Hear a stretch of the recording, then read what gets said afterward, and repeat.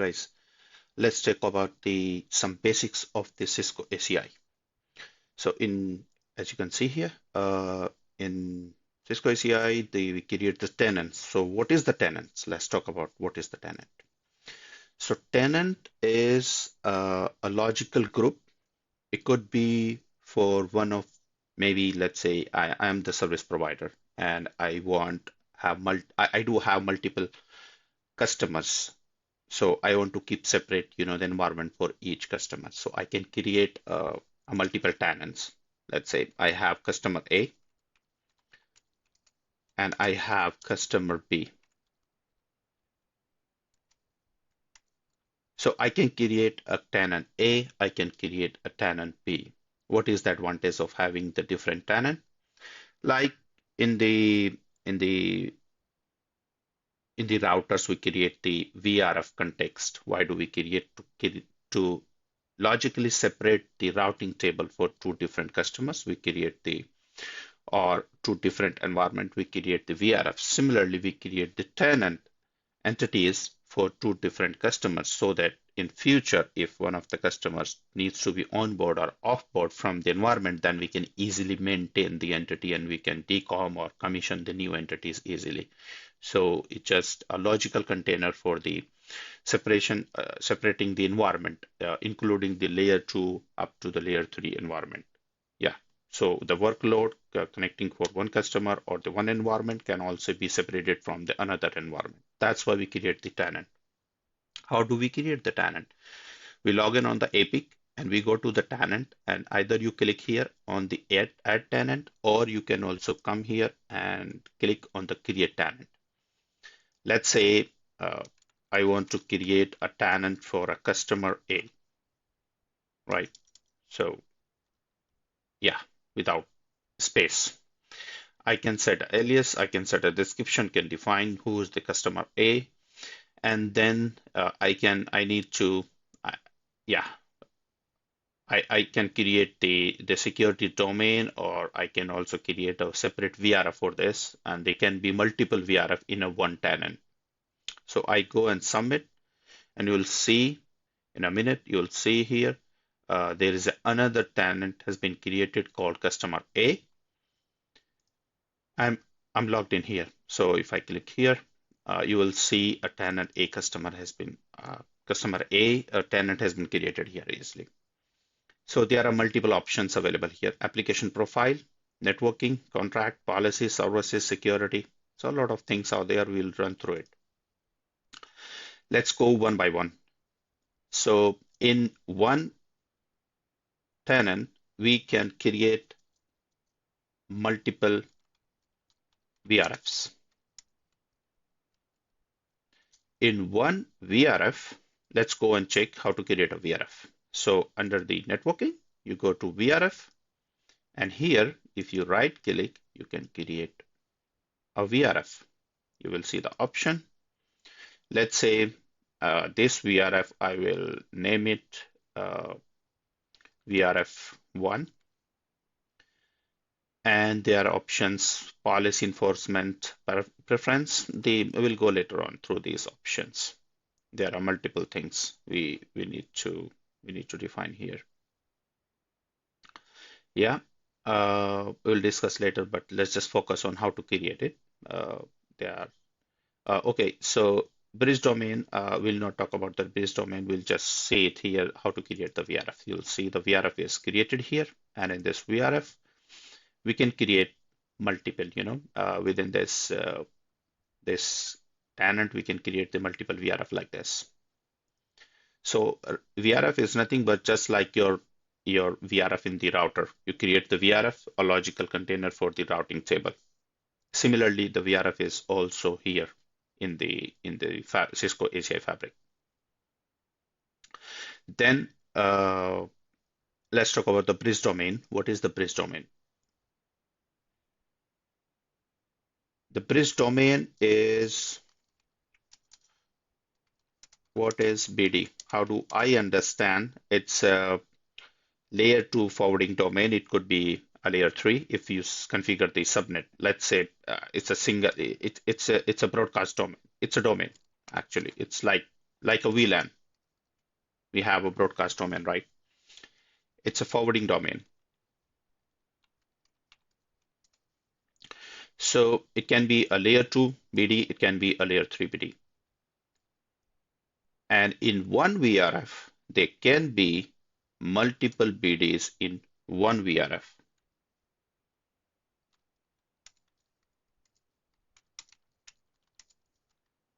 So each BD should be attached to a VRF. And in one BD, in one VRF, there can be multiple BDs. So if I come here and I right click and create a bridge domain, let's say I will name it customer A bridge domain. And I want to attach this bridge domain in my VRF1. So you can choose the option here. It will go there in that. And there are other options, but let's focus here only. As I said, it can be a layer 2 BD or can be a layer 3 BD. If I want to create a layer 2 BD, let's say like we create a layer 2 VLAN, then you need to disable this unicast routing option that it will behave as a layer 2 BD. If you want to create a layer 3 BD, then you choose the unicast routing and you need to configure a subnet here. Let's say this is the gateway IP. Let's say I want to create 192.168.10.1/24. And there are some options. If you want to advertise outside the fabric, you choose the advertise externally. If you want to share it between the VRFs, you choose this particular option. But let's say I want to keep it within the fabric. I don't want to advertise outside the fabric right now because I already enabled the unicast routing. So I have to define a subnet here. And here you can allocate your associate, your L3 out if you want to advertise this particular subnet outside the fabric. But we are not using that option. We will discuss it later. So I created a layer 3 BD, which is attached to my VRF, and I finish it. We don't need to create more options. So there are some other options on interface VLAN. When we create a layer 3 VLAN, you define the DHCP relay options. So there you configure it, and you will see the you will also see the subnet available here, and you can change the policies if you want later on. Let's say you want to advertise this outside the fabric, or you want to share between the VRFs. You can choose this option, and it will share between the VRFs. So we discuss about the tenant, we discuss about the VRF, we discuss about the domain, bridge domain. Then the next point comes, what is EPG? Endpoint group. Endpoint group, so how to differentiate between the BD and EPG. If we talk about the layer 2 domain or VLAN, the BD is there, then what is the EPG? Actually, the BD is a layer 2 domain, but the EPG is actually, let's take an example of creating a VLAN on a switch and configuring a switch port in a particular VLAN using, let's say, switch port access VLAN 10, right? I go to switch port and I type a command access VLAN 10. But in the BD, what we do, when we create a VLAN, we go to the config and we say VLAN 10, right? And we say name customer A, right? In the BD, you're just creating a VLAN, a broadcast domain. But here in the EPG, you are tagging that VLAN to a switch port, right? You do like this, right? So the EPG is putting the encapsulation on the interface, actually. It's putting the tagging on the interface, right? So yeah, I will show you. As I said, we'll learn by doing it. I'll show you. There is another option called application profile. So in one application profile, there can be multiple. Let's talk about the application profile as well.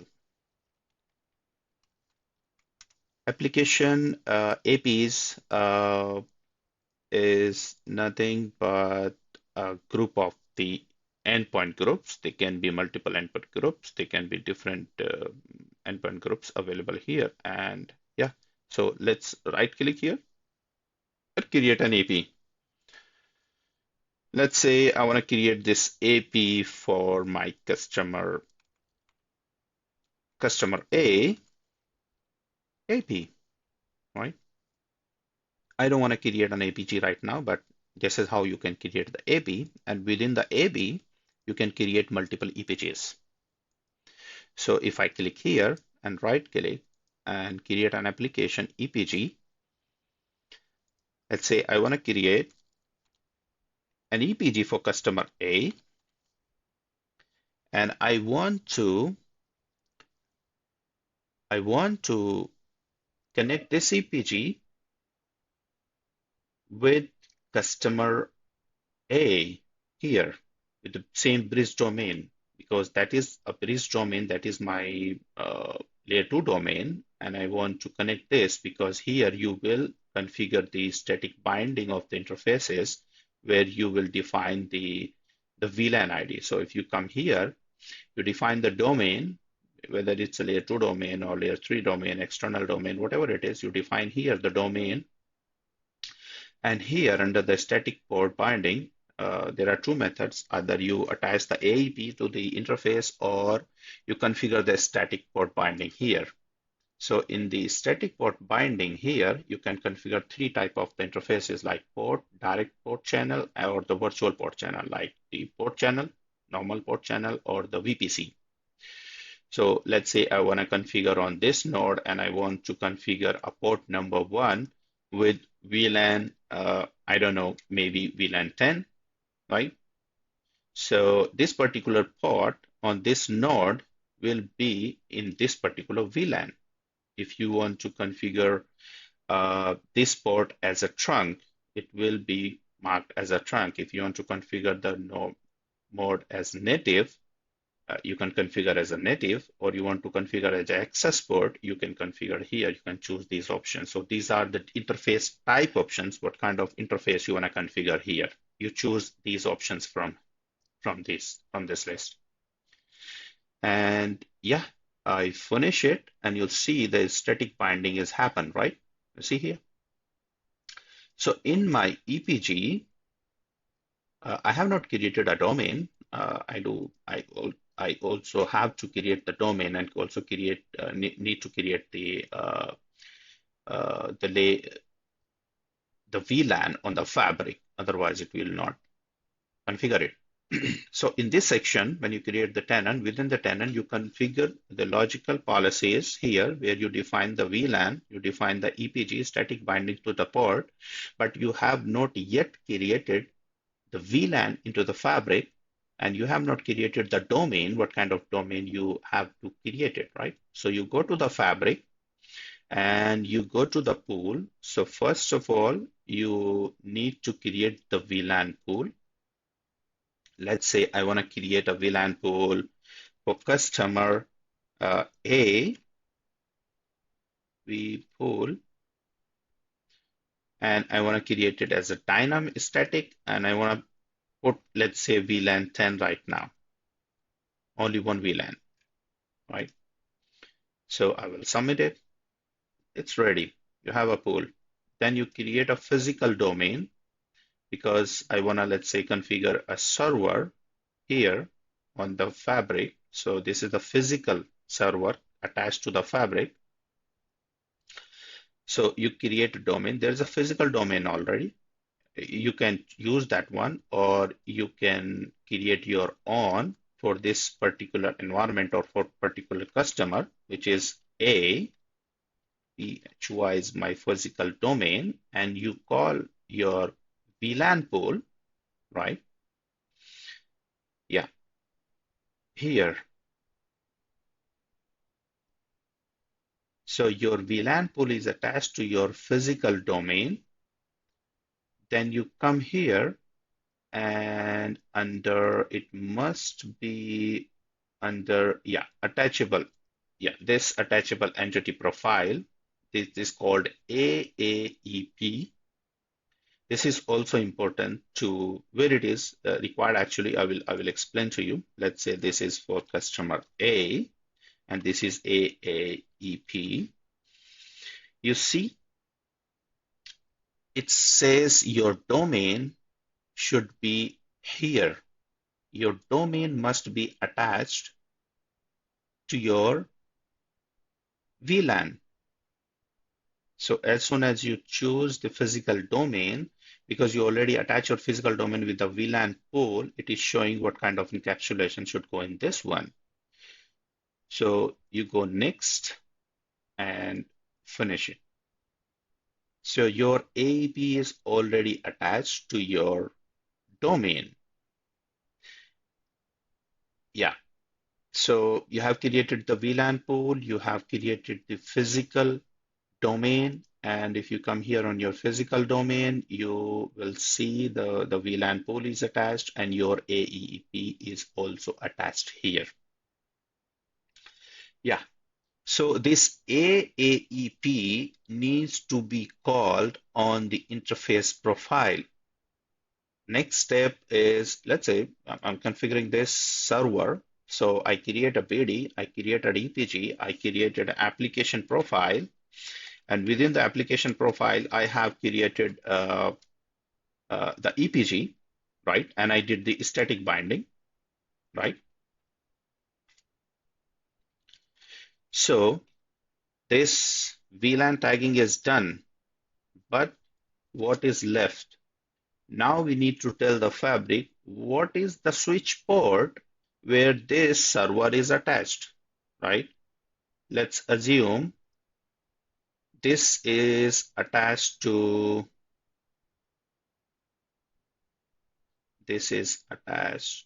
here on, where can I choose this one? Let's say this interface is,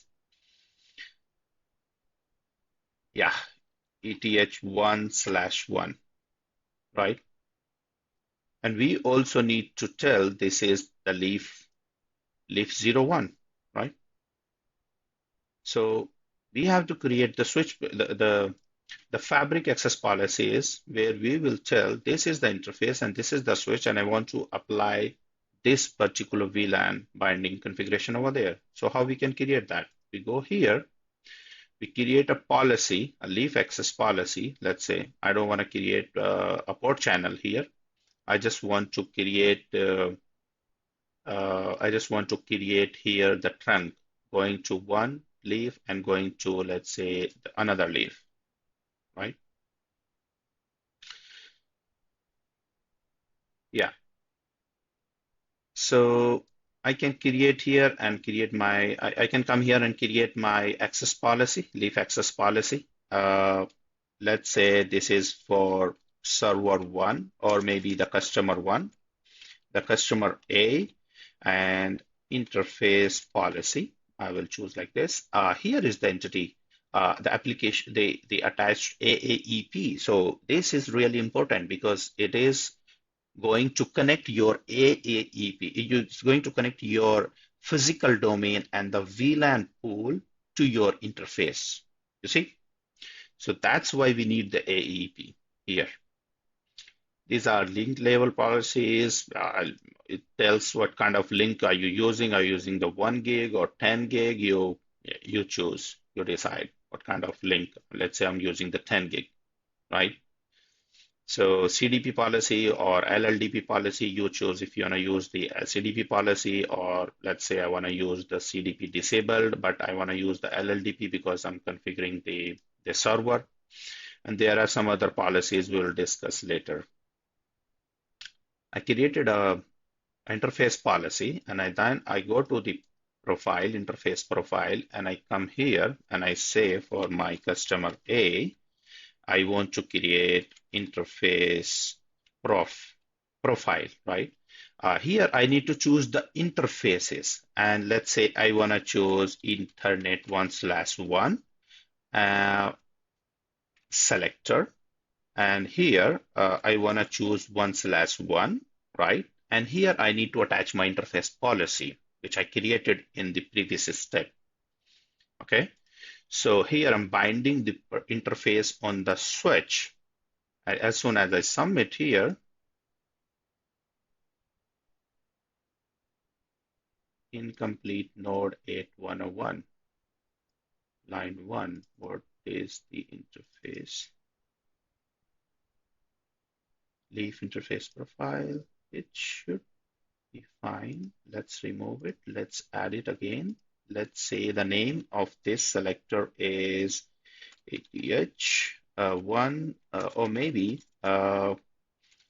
customer A underscore selector ID 1/1 interface policy group is this one. So it was just a name. And once you create the interface profile, you need to go to the switch. On the switch profile, you need to tell which particular switch is it, right? So I want to say customer A, switch profile, and here I will choose my selector.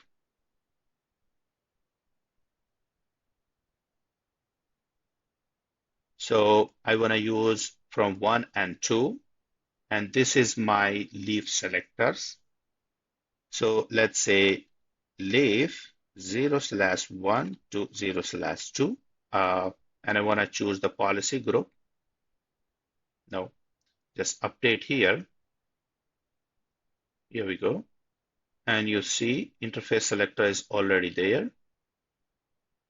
That's all. So I have attached a server in dual connection with redundancy going to leaf 1 and leaf 2. Here you'll see my switch IDs. So this is the switch IDs, and it is attaching a policy group should be, no, it will use only the interface selector. Selector profile, I think I need to choose, yeah, this one here. Yeah, interface selector profile is supposed to come here. Yeah, that's all.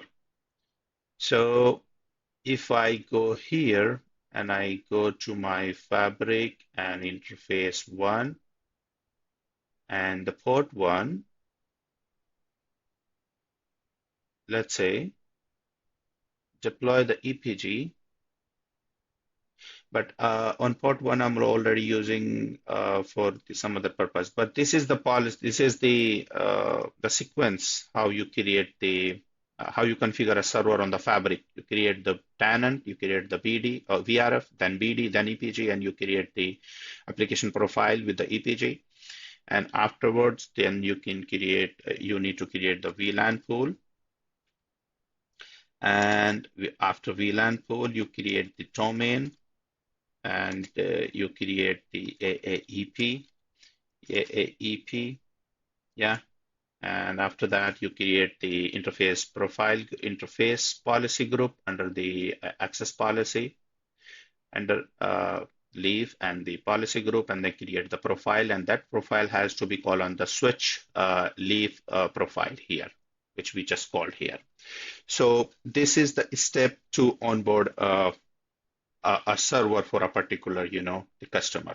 It's a little bit lengthy video, but I hope it will help you guys. Thank you so much for watching. Please subscribe if you like it. Thank you.